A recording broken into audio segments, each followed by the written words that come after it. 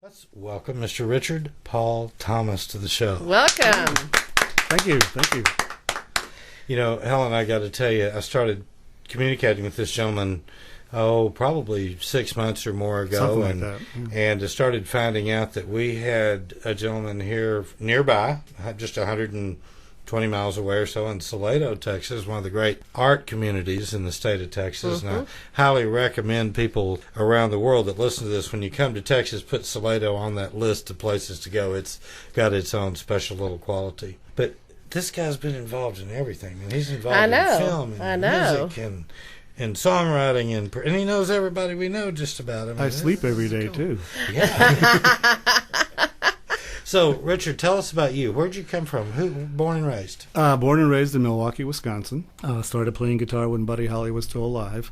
And was up there for many years, and then got an opportunity to come down to Texas, and I've been here ever since. Been here 40 years, and people still say I'm on probation. Well, that you can't get totally the badger out of you, you know. No, it's still, the voice is still there. And my wife is a native Texan, so she doesn't rub off on me at all, which is amazing, I think. Yeah. Mm-hmm. Did you know her before you moved to Texas? Yeah, we met when I was doing these Cousteau things. That's when we first met. So that's what the draw to Texas was. So let's talk about, definitely want to talk about that. Well, let's talk about it now, and then we'll back up and get back into his high school and college and all that stuff. Okay. Tell us about your involvement with the Cousteau Foundation. Well, many years ago, I was married to another lady named Susan. Gallion is her last name now. And we had written a song called Ocean Bird that was a Cousteau film, kind of a soundtrack for one of his films. And he came to Milwaukee, which is where I was living, doing these environmental festivals. And so we volunteered and got involved in that whole thing. After we did that, they asked me to come down to the other cities they were doing it, and that's what I started doing. Houston was the first one, and we went to Boston and Seattle and San Francisco and all these different cities. So that was kind of my gig, was to come into town about 6 weeks ahead of time, set up the offices, get the volunteers. Then the event was a one-day event, and I was there for a week afterwards and do cleanup, and on I went to the next city. Did they have somebody else that kind of hopscotched with you? In other words, where you didn't have There was to a do whole them all? team. Whole It team was a of huge people? team, yeah. And what it was the day-long event was they had exhibits of all the local environmental groups. They had, obviously, the Cousteau Film Festival. Cousteau had a lot of films. They had debates on specific things like drilling in the Gulf, oil transportation in Puget Sound, nuclear power, all those different kinds of things. And then in the evening, there was a concert with James Taylor, John Denver, Crosby, Stills and Nash, Cool. Don McLean, Malvina Reynolds. I mean, it was just so, and then it was all over. So it was really a great job. Now, did you get to be a musician when you weren't doing the videography stuff? I had the opportunity to do that, but my wife and I had split just before that whole thing happened, and I just didn't feel like getting back on the stage for a while. So Yeah. And this happened, your involvement with the Cousteaus happened at what point in your life? Mid-70s. I was just around 28, 30 years old, something like that. Okay. Yeah. Cool. Let's back up just before that, Helen, because I'd like to know, too, a little bit more about where you went to high school and how you got involved in music and things like that. Yeah. Okay. Well, Milwaukee, went to a little grade school, St. Alexander's grade school, born and raised a Catholic, and then went to Pius High School, and then University of Wisconsin-Milwaukee. Stayed there for a year, and then went to the Wisconsin College Conservatory of Music for about a year, and then something about this music thing dragged me on the road, and then I stopped going to school and just played ever since then. Mm-hmm. And to Texas, you came via the Cousteau? Right. They called me up. You'll love this. It was the 3rd of January. It was 26 below zero. My wife had just left me. And they said, "Do you want to come to Houston?" So I said, "Sure." What's his temperature? No, I didn't even ask. Yeah. But 2 days later, I pulled into Houston. It was 69 degrees. I said, "I am home." I didn't realize people spent winters like this. Because we were just frozen solid. I lived a block away from Lake Michigan, so you can imagine. Oh yeah. Wow. When you came to Houston, did you then do music full time? Kind of played around with it a little bit. I was writing and just do a gig here, do a gig there, kind of thing. Mm-hmm. Usually I had about 4 to 6 weeks, 8 weeks between these events. So I'd stay. I got a garage apartment for $50 a month, so one of those kind of things, And then I'd head out and be gone for 6, 8 weeks, and Then I come back and stay for another 4 to 6 weeks. So nothing was very solid until I was supposed to go to move to Washington D.C. for a year, because we're planning on doing a week-long environmental festival before the '80 elections. And then Philippe Cousteau was killed in a plane crash in Portugal, and everything was tabled. And so I just wound up stranded in Houston. Yeah. Yeah. You didn't mind too much. No, though. I did not. No, I did It's not. better than being stranded in Wisconsin, I think. Oh, yeah.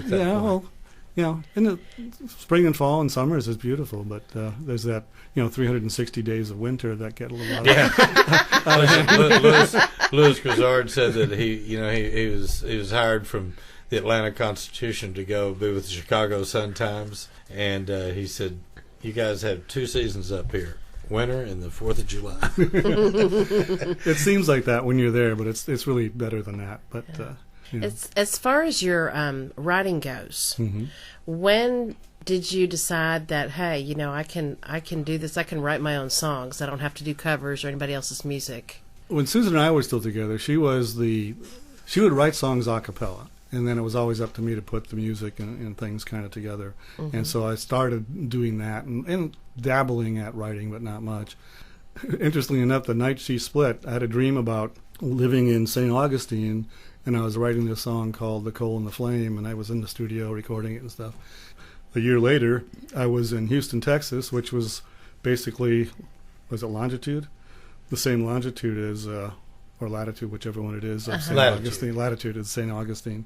Oh, wow. And I was working on that song, so it was kind of like, okay, maybe I should do that. So the first project I really did is I wrote all these songs for a play called Captured Rainbow. That was kind of my one-person play. I performed that for a while, and then that's got me really going on the songwriting. Right. So, wonderful. So, it was fun. You and I know a lot of the same people. We were talking this afternoon and previous to today, and you've been involved in Salado now for a while. So what took you to Salado? Well, I met my wife, now Linda. We've been married for 35 years. Her ancestors actually moved to Salado. They were the 4th family to come there. They were with the second group of settlers that Stephen F. Austin brought to Texas, and they got a league of land from the Mexican government around Matagorda where they landed. That league of land was already taken, so they wound up in Montgomery County, which that's Conroe and all that stuff now. They sold all the land, sold an acre for a bag of seeds and sold another acre for a horse or something of that nature.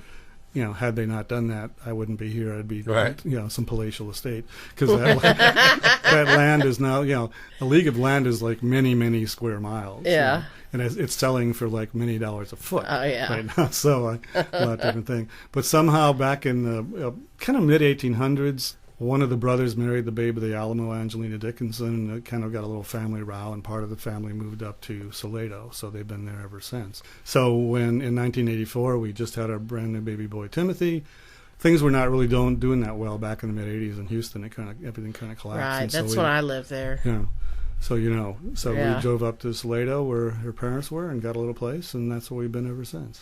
And you've been involved with a lot of things in Salado, too. You've been doing a lot of music-oriented things, video things. You've done house concerts. Well, we're familiar with that. Oh, yeah. So tell us about all that, too. Okay, well, in our home we have a studio. It's probably about twice the size of this that I use for recording and things, but it also works well for house concerts. And about a year and a half ago, we were sitting around, and things are really changing in the music business, and now you have to have videos. You can't have an audio tape anymore if you're trying to get a gig or a concert or whatever, contest. So I got partnered with a guy in Waco, Troy Shaw, and we started doing songwriter video sessions. So they come in for a couple hours and we record sets, and then we do some pretty decent sound and good audio for 3 camera shoots. They get that to use as their promo. So we've been doing that for a little bit over a year. Cool. And if somebody's coming through, we were talking about John Batdorf. He was coming through. James Lee's coming through. I just had a guy, Grant. We need to compare notes and share some artists. Yeah, I was thinking that very same thing, because if they're coming here, it'd be nice to give them a couple of places. Do you know a lady named Mary Dawson? Oh, yeah. Well, she and I talked a year or so ago, and she was talking about you can make it happen right where you are. You don't have to be going other places and doing it. Well, that's kind of what God taught us about this place, is that this is where it's going to be. Right.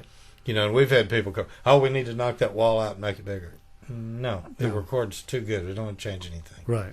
So as you'll see here shortly, we're going to be hearing some of your music too here in a few minutes. Other things that you're involved with in Salado and in Texas musically? Well, just I was kind of happy about this. You know, the PROs, the professional rights organizations, have gotten pretty heavy-handed lately. You know.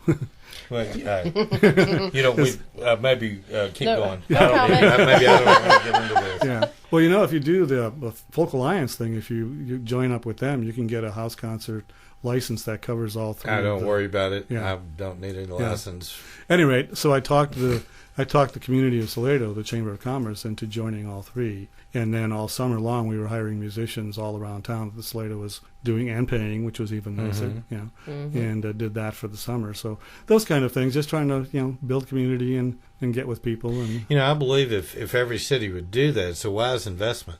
Very definitely. Yeah. It isn't like they don't have the money. And that is taxpayer money, so spend it back on the taxpayers. Yeah. And it's not that much, you know. I mean, most musicians will, you know, are reasonable, and so you just kind of do things. And what we did is we partnered with a number of the local businesses that had patios, or it was a new brewery that opened up and stuff. And so they would contribute to the fund, and so we wound up having a larger budget because of that. And so it really was kind of a win-win for everybody.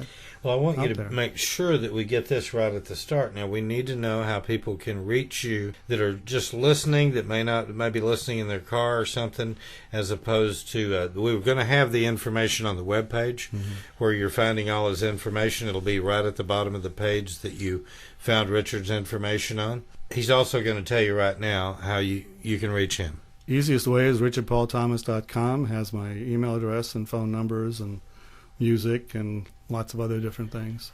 And all the things that you're involved with, I can touch base with you right there. Right, yeah. Perfect. I think it's time to hear some music. I do too. And he's going to be playing some off of his newest CD, Salado, and he's going to be playing some off of his CD, Wings of My Heart, which, how could you not want that CD with that title?